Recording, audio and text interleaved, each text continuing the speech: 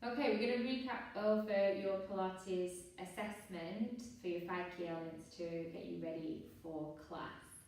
So if we think about moving from the hips to start, so we have the feet hip width apart, because generally that's the position that we're going to be working on in class. I'm going to bring your attention to the pelvis now. So we're going to look at the pelvis almost like a bowl of water. So if Amy tilts her pelvis backwards, what she's doing is rolling that bowl of water towards her belly button. If she tilts her pelvis the other way towards her heels, that's tilting that bowl of water forwards. So what we're looking for is to roughly find a fairly neutral position for the spine, which is often where you're led, but you shouldn't feel like you're holding or tensing anything to be there. And the idea is we're going to try and work to keep that relatively neutral position as we go through exercises, because that's where the spine is at its longest position in a healthy alignment.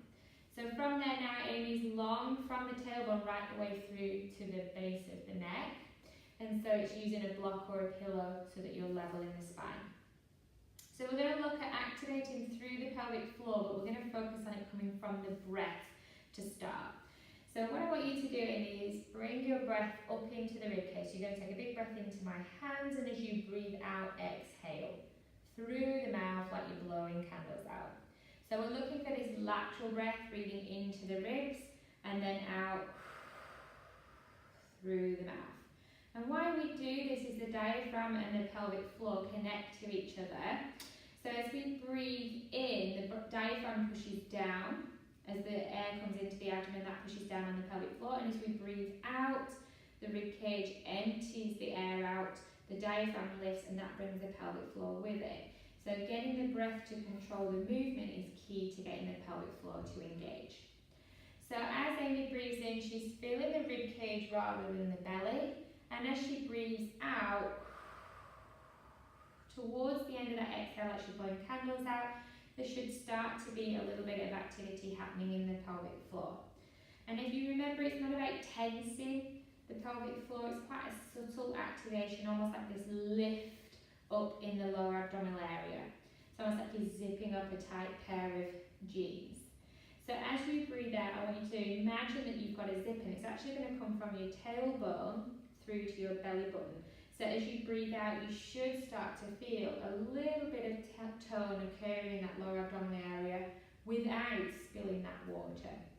But it's that exhale that's starting to bring this activity here. So you can really lengthen that exhale.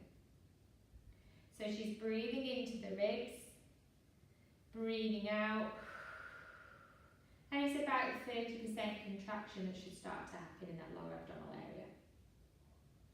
So while she's focusing on the breath, the other things to think about is keeping the shoulders nice and relaxed, the collarbones opening, and it's visualizing that the shoulder blades almost form a V shape down the lower back, and so this length through the neck comes about gently drawing and softening those shoulder blades back towards the floor and fingertips almost down towards the toes.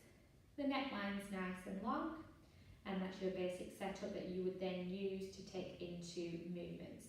So for example, if we look at our scissors level 1, the movement is a lift to single tabletops. It's a 90-degree angle through the knee to the foot, and you place it back down, almost like a footprint in the sand. But Amy's going to move on the outer breath, because that is again when that diaphragm and pelvic floor are connecting and stabilizing through the pelvis and lower back.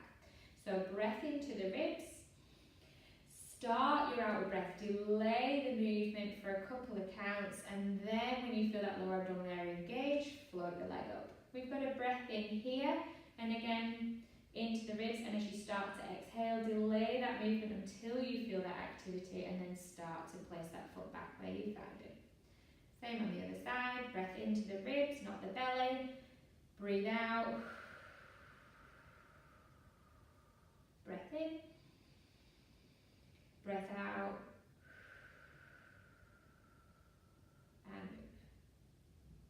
So it will feel quite slow at the start of the movements, but it's all about trying to get the head and the body to connect through that breath and pelvic floor.